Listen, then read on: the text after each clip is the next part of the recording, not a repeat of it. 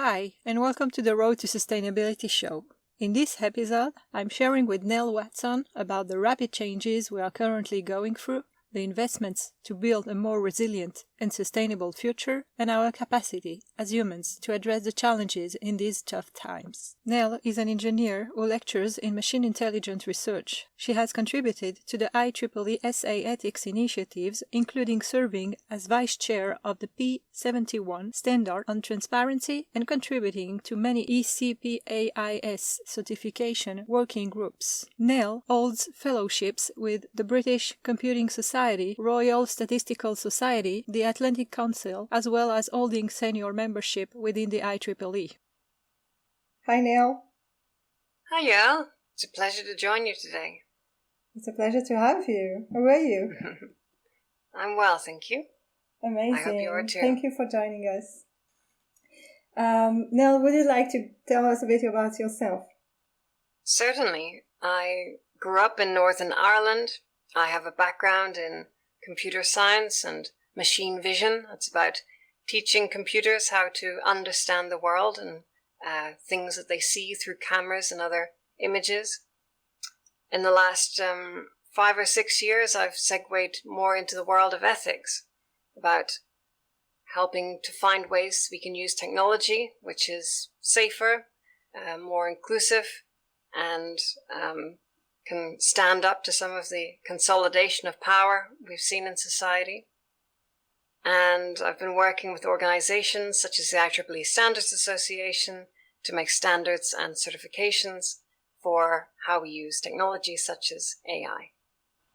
Amazing. Congratulations. So it's impressive. Nell, how would you describe the global status? Whew. Tough question.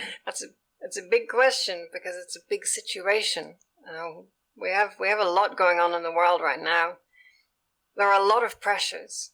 There's the obvious kind of biosecurity situation going on with the pandemic, which is 2 steps forward, 1 step back. We've made a lot of advancements in public safety against that, but at the same time, new variants keep arising, and that threatens to sort of set progress back a bit. And I think it will probably be a while before we come up with an end to the situation. I think it will be a lot of firefighting for quite some time. I think beyond that, there are other aspects of the world that have me deeply concerned in the slightly longer term, such as endocrine disrupting chemicals, which are this class of chemicals which alter how the body's hormones function, and that has a lot of effects on our ability to reproduce, our health, metabolic issues, etc. And in fact, we're now discovering that some of these chemicals don't just affect a person, but also their descendants. So actually it can affect even the grandchildren and great-grandchildren of someone who was exposed to these chemicals. And the thing is, they don't break down. They're sometimes described as forever chemicals. They tend to be quite inert, and so they don't bind with other things. And so they can stick around in water, especially, for a very long time. And the quantity as well as the variety of these chemicals that we are creating has increased exponentially and continues to. And it poses a bit of an existential threat to humanity, as well as so many other species on this planet, who are equally affected by these chemicals, sometimes even more. And it's a sort of an insidious thing. I mean, we can spot things like climate change, at least on satellite maps, potentially. There's some sort of before and after we can look at, but endocrine disrupting chemicals are things that we don't see or smell necessarily, and they affect us generally in a chronic way over years and years and years. And somebody might have an autoimmune condition or their body is changing in some strange way, but it's idiopathic. There's no way to know where it came from. And so these things can hide their effects for a long time in ways that we don't tend to notice. And I think that's one of the biggest questions of our time, is how we can reduce the amount of these chemicals in the environment and begin to reclaim the environment from their effects. Earlier today, I had a long conversation about that topic with Deborah Hagar that I had last week on the podcast, and we were talking about sustainable environment and how we as human beings can provide back the resources, the natural resources to the environment in order to protect ourselves, but also the whole environment and the ecosystems also that we need, actually. Yes. And on that very specific topic, I'm personally very concerned, maybe as you do, because I see things evolving in such a way that we cannot come back, and we don't have, the path and the right road to get back to a sustainable world. And that's why, obviously, we're going to need to invest a lot of efforts. Now, you're so right in terms of transmitting that to the next generations, and I'm not sure, how long we're going to stay on Earth. Earth will obviously continue beyond us, as human beings. But my concern is right now, at the right moment, how can we contribute in a proper way? What would be the policy? What would be the governance that we need to adopt? How we as communities, local communities, sustainable communities, as Deborah is mentioning, how can we contribute to a better environment? And those are the questions that we're trying to merge with the technological power that we're setting up on a platform, on diverse platforms. How would you describe the efforts, the insights that we can implement in our daily lives? Obviously, there are engineering challenges when it comes to, say, reclaiming water from these kinds of chemicals, because standard methods of filtration don't really tend to get rid of them very successfully. But I think that labeling and classification of chemical substances which have these properties is going to be very important. I have a little project at edcsymbol.org where I'm trying to standardize a hazard symbol for these chemicals, which can be then placed on, say, barrels of these chemicals, so people can immediately know that these chemicals are dangerous in this fashion, and potentially used in labeling also, although maybe more as sort of a quality mark that our product does not contain these kinds of chemicals, for example. Excellent. But I think that having this kind of hazard symbol is very important, because we've seen, for example, the US military has burned phenomenal quantities of firefighting foam. It's kind of ironic in a sense, incinerating firefighting foam, which has extremely toxic endocrine disrupting properties to it. And these were burned in incinerators, which are basically right next to housing projects, etc. And so, thousands or hundreds of thousands of people have been massively exposed. And had those barrels of foam needed to have that symbol on it, somebody would have taken a photo and said, hey, look what these people are doing. This is not a good place to get rid of these kinds of chemicals, right? If they were burning something that had biohazard on it, or that had a radiological hazard on it, people would notice, right? But because there's no hazard symbol for these kinds of chemicals, these very insidious chemicals that affect us in strange ways over a long period of time, it didn't get noticed, and it ended up in the environment. So I think sometimes simple things like simply figuring out a good way to warn people is an important first step in beginning to make the public aware of the danger of these kinds of substances. Do you think that we lack of knowledge, or we should definitely emphasize on the research and academic side to teach kids, the next generation, actually, about these dangers? I think that's a great idea, particularly because it's something that isn't very much in the public consciousness.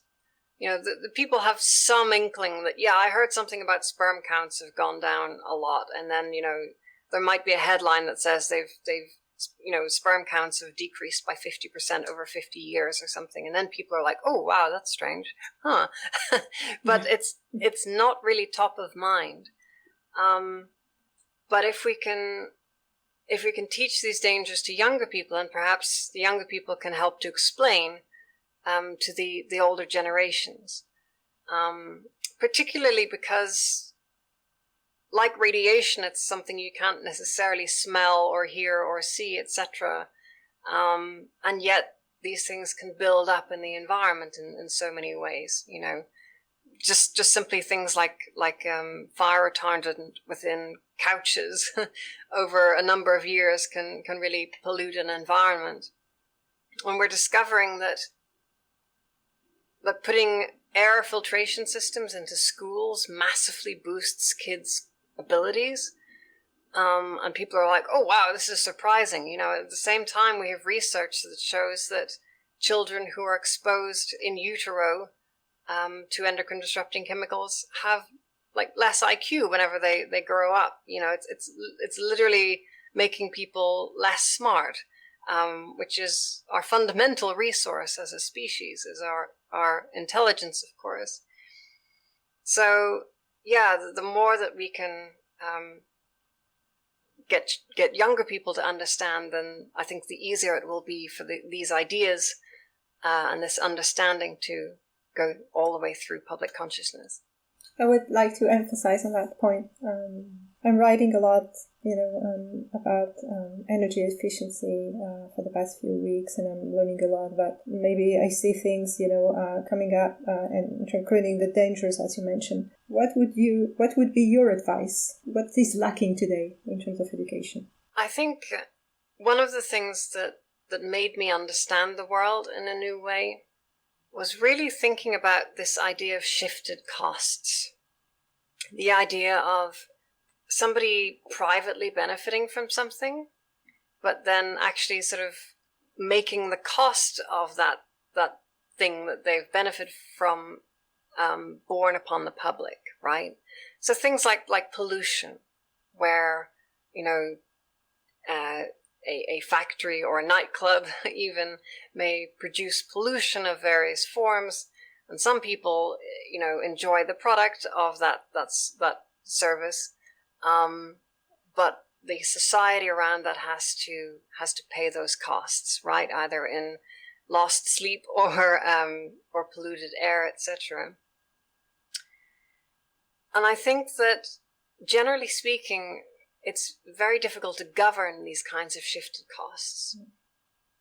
It's usually only the very worst kinds that get noticed and that get policed.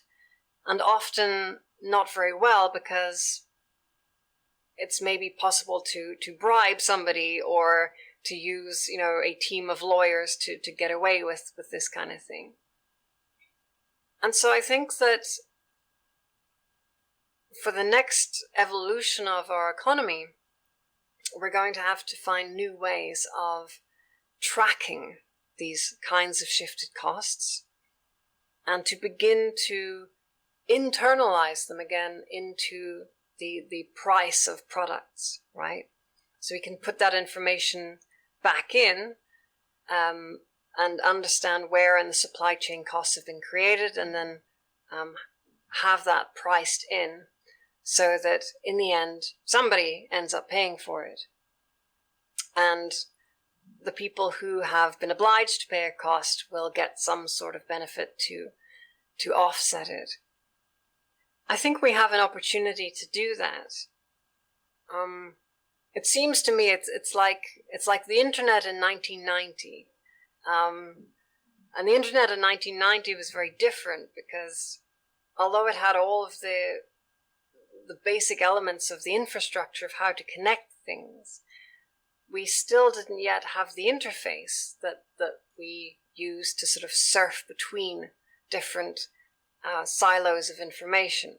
We would have to connect to one server and then connect to another. We couldn't surf.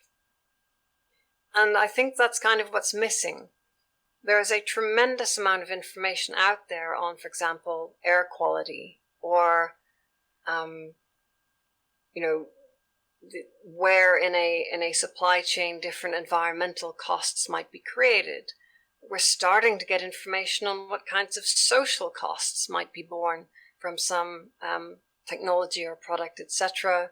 We're starting to better understand end-of-life costs, I mean, I find it amazing that we can just dump a product, like we can just, throw an iPad in the bin, and we don't have to pay for the deconstruction of it again, right? Or nobody paid into an escrow to ensure that there was resources to deconstruct it at the end of its life, you see? But I think we have the opportunity to do that. And at IEEE, we have a group called the Earth Lab, and one of our projects is seeking to do that. We're trying to create a protocol for sharing of information through supply chains and via the Internet of Things, sensors, etc., in a secure way, so that this kind of information can follow products as they are manufactured and deployed, etc., and towards the end of their life. And I think once we can do that, then we can really transition to the next form of our economy and enjoy our cake and eat it too, right? So we can enjoy the fruits of efficiency and capitalism, but in a way which is, again, sustainable and which does not enable some people to exploit others by obfuscating various costs. 4 years ago, I launched a company that was dealing with supply chain and industrial IoT. We provided a protocol layer of security. Oh wow! On the farming side, up to the customer. And one of the things that led me to what I do today about sustainability and building this platform is the capacity to interface, as you mentioned at the beginning, with the environments. Now, going from the physical to the virtual is easy, but coming back from the virtual to the physical is a less easy task. And the successions of capacities that will allow to a system to follow up from the virtual to the physical side, and all this layer of security that you mentioned and the protocols that we need have diverse aspects. And my point here is that we create the biases we create on the data side. How can we introduce that dimension that we need? Because I'm pretty sure that we can do it. What is missing in that chain, as you mentioned? What could be provided today in terms of maybe diversity, maybe local communities, maybe bringing up, and bolster leadership assessment? And that's a job today that we're looking for. Because in all these environments, the whole world of supply chains, the whole world of IoT, containing so much data, so much information, the raw information out there is not kept. We're creating biases, in all the funnels. And that was one of the constraints we encountered back in time. And what led us to finally understand that we're going to need more protocols, more series of small interfaces and not one unique, is especially because of all the biases that we encounter. To provide new paths, to provide new level of thinking, and to create these protocols that we so need to protect the environment. How can we bring, more forces, more diversity to help us raise awareness and boost these protocols? Yeah, I think there are a lot of developments in recent years that I think can really unlock a lot of this capability. One of which is that the world of IoT is about to get much, much cheaper and more accessible, because it's been hampered by the need to have printed circuit boards and batteries, and all of these things require a lot of maintenance, etc. But now we have technologies that can be basically self-powered, because they have an antenna which it has an ability to capture enough ambient electromagnetic waves to basically power a small tag, for example. And there are other systems where simply two little pieces of metal touching and coming apart can affect the backscattering of, for example, wireless radiation at 2.4 gigahertz, etc. And so a standard wireless receiver can pick up this little change of these two little pieces of metal touching. And so you can know whether a pill bottle's been opened. Or you could even put one of these inside a bottle and know how much fluid has come out. But you don't need batteries, you don't need electronics, and you can produce it for the same cost as a radio frequency ID tag. So that's a game changer, and it means we can connect so many things together in new ways. Of course, that also creates security issues. IoT is a tremendous problem with security. Everything is potentially an access point to a network. Many organizations just keep all of their IoT devices completely firewalled from the rest of their network. They have to. And generally speaking, they come from a few OEM suppliers, and there's default passwords, exactly. And the whole thing's a bit of a nightmare. Yeah. But that's also, of course, aside from the fact that you can spoof information from IoT, right? So how do you know whether that soil sensor was actually detecting humidity or not, or whether somebody, made that up? So the integrity of information and the chain of custody of that information is a big problem as well. Sounds like something you were kind of working on yourself. But I think also there are opportunities in distributed labor forces as well. So things like Uber and Postmates and etc., which helps to mean that if you want somebody to go to a place and take a sensor reading, right? I need to know what the air quality is like at this location at this certain time, etc. You can incentivize people to do that, right? Yes. You can, give them a task and they can go and do that, right? Go to this pond and take the sensor kit, or just simply take a syringe and collect a sample and mail it to this address, and you'll get a couple of dollars, right?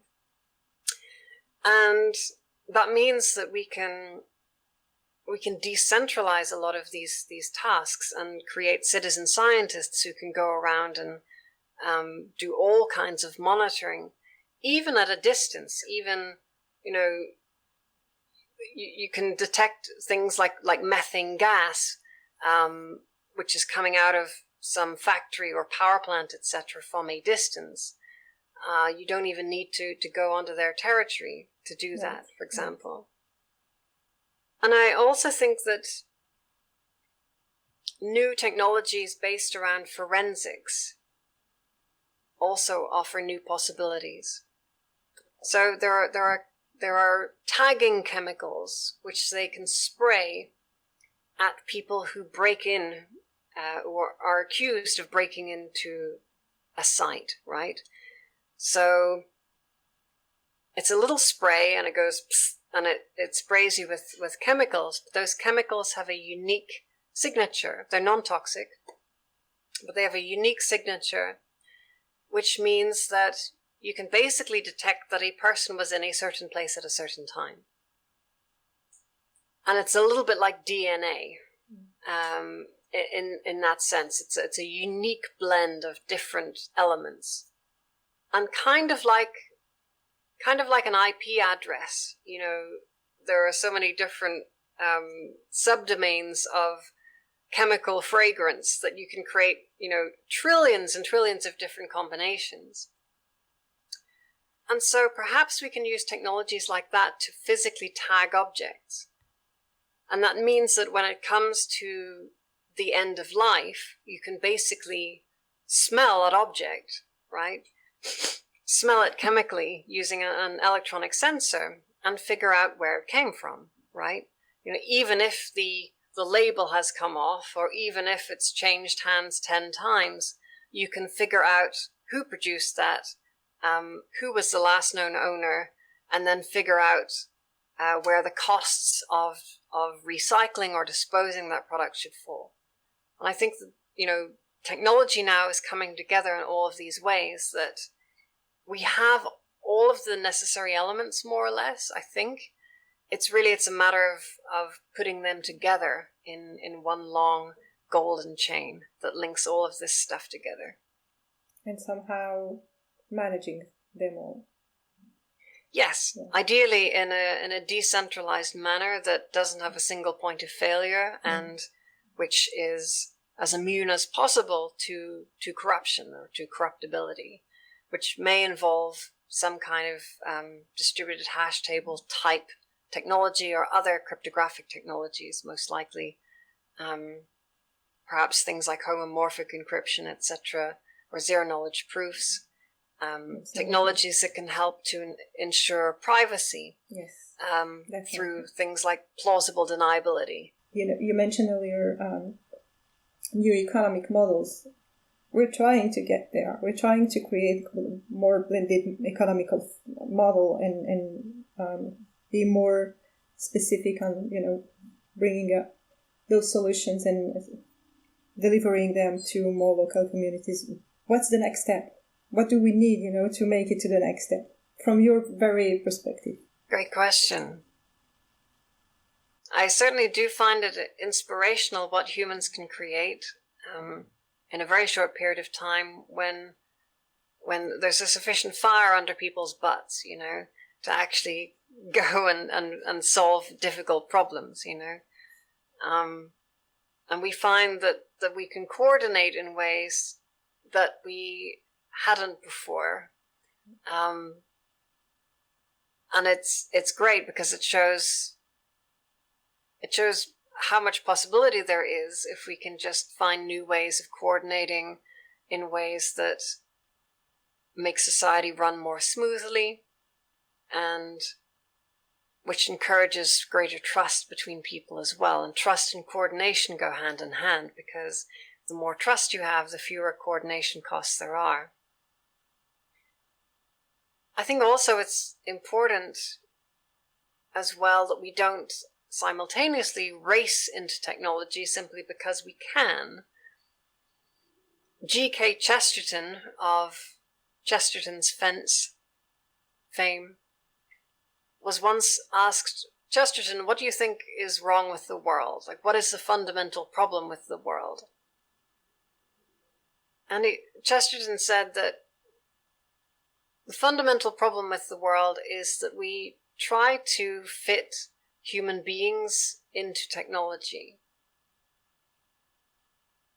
Or we try to fit human beings into a structure of some kind. And what we need to be doing rather is using technology and institutions and structures in our society to actually exalt the human spirit and lift it up and work with it and support the human spirit. And I find that a very great observation from about 100 years ago. And, even as so much has changed in 100 years, in some ways so little has changed at the same time.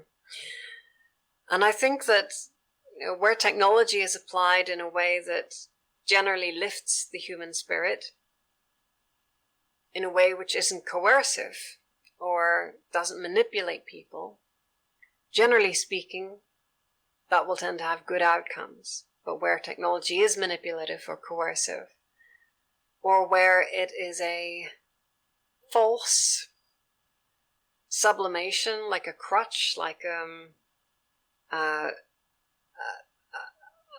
false representation of the real thing, like porn, like junk food, right? Where it gives us very supernormal stimuli, which makes us think like we're having a good time, even though we're not. that's when technology tends to take us in bad directions, right? And it takes us apart from our fellow beings. And it forces us into systems that oblige us to behave in certain ways. And that can damage our liberty, damage our autonomy and our self-respect as well. And so I think that we need to learn both lessons. We need to learn how to coordinate more easily with greater trust, to do hard things more quickly. But at the same time, we need to learn how to use technologies in ways that truly improve human lives, instead of simply providing a virtual benefit. I feel that the more people I encounter, the more people I engage with, the more people seem to be really concerned about these waves of dangers. And I'm trying to understand, the more I go through, developing these new platforms and these new solutions, what we should as leaders do right now. What is our responsibility towards the society, through the knowledge, through specific knowledge, and what should we do to somehow provide better services and create better environments? Well, I think there are a couple of different ways that I think we can help with the situation, and help that technology ends up being used in better ways. I think the first is to help create good rules and good policy. For example, certifications and standards, etc., which help to govern how these technologies are used and which take into account shifted costs and shifted benefits, right? Whether that's to the environment or whether that's to society or to the individual, right? And to attempt to minimize those kinds of externalities, or to find new ways to internalize them, or to create offsets or some form of redress. And I also think that it's important that we teach machines about our culture and about our preferences, because we don't want to have a monopoly of culture loaded into machines so that they all act in one way. Simply because as intelligent machines become a part of our social sphere, they will inevitably influence us, because you become who your friends are, or rather you become more like the people that you spend time around, right? And if you're engaging with AI a lot of the time, it's going to influence you.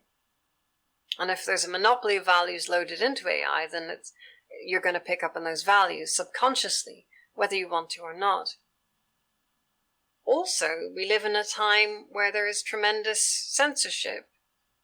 And that censorship is often based on misunderstanding. It's people having a chess game, and it says something about, white takes black or something like that, and then your account is banned because, you're promoting hate or something like that.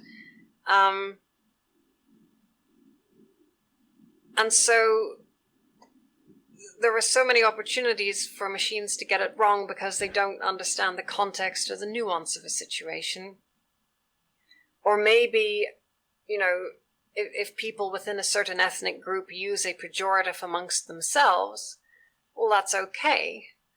But a sentiment analysis algorithm will look at those people and say, oh, they're using foul language, and, let's mark them down as being less trustworthy people, etc., or persona non grata, etc., in biased and unfair ways, which don't reflect the sufficient nuances required to make sense of reality. Exactly. And so I have a little project at ethicsnet.org, which is about researching ways we can annotate cultural information or information on people's preferences. Excellent.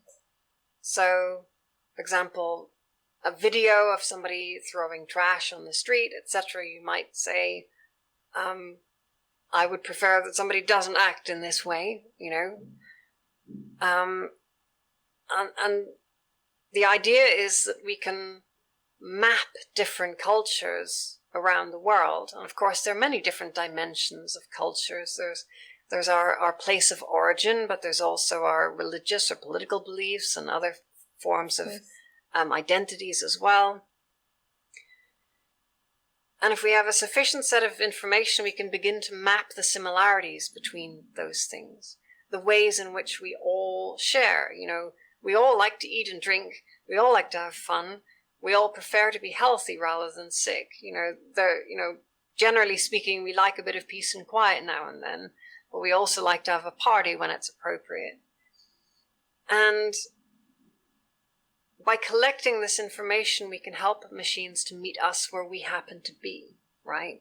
To understand our culture, and to behave in ways that we find preferential given a certain situation, right? It's okay to do one thing at a wedding, but not appropriate at a funeral, And so by collecting that information, we can make machines understand us better, but also for machines, therefore, to become a more welcome presence, because they're less likely to embarrass us or to do things that are against our preferences.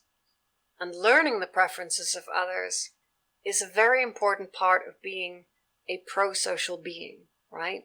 If you're a good friend, you try to learn how other people like their tea, or how they like to be referred to, or those things that they really don't like, and you try and make the environment more towards their preferences, right? And that's part of being a nice person. Yeah. And if we all do that for each other, then generally speaking, human happiness is likely to increase. Hopefully. What a wonderful conclusion. And I'm definitely into telling you that we have a lot in common. We should definitely work together. I'd like that very much, and that's very clear. Thank you for being part of this movement, because I so appreciate your efforts, and it seems to be, first of all, you seem to be so passionate, and obviously you have so much to teach us with your vision. Likewise.